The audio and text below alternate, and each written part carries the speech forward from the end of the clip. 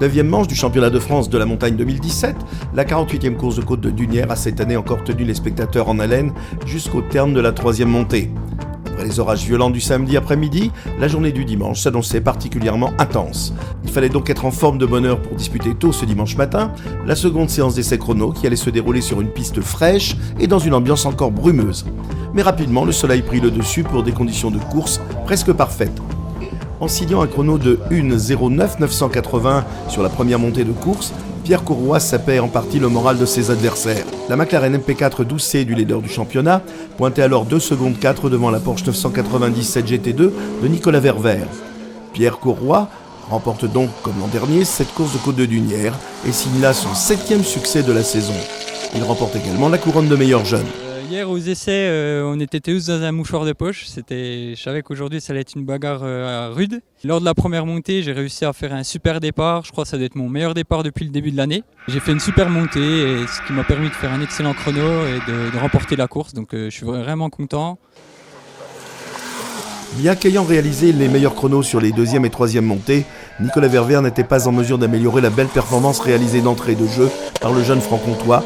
Il prend la seconde place. Yannick Poinsignon prend goût au podium. Le Vosgien place sa BMW M3 E92 au 3e rang.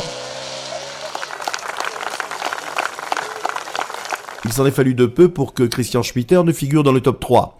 L'Alsacien positionne en effet la Porsche 997 GT3 R du Team Petit Croisier Europe à la 4e place, à seulement 20 millièmes du podium. 6e et 7e au scratch, 2 hommes se sont livrés un magnifique duel pour la victoire en groupe FC. Au terme d'un combat sans relâche, c'est finalement Christophe Poinsignon qui impose sa Simca CG Turbo devant le JD de Xavier Burgevin.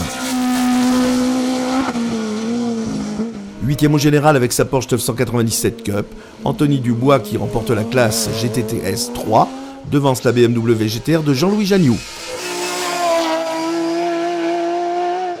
En groupe A, chasse gardée des Seat Leon Super Copa, Jérôme Jani coiffe ses concurrents sur le poteau en réalisant le meilleur chrono lors de la 3e montée. Il signe un nouveau succès en groupe A devant Rémi Bernard et Francis Gauzière.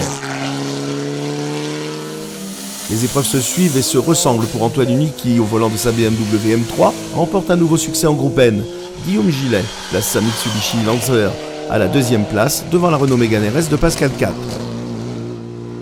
En N3, Florian Barther signe un nouveau succès de classe au volant de sa Honda Civic Type R.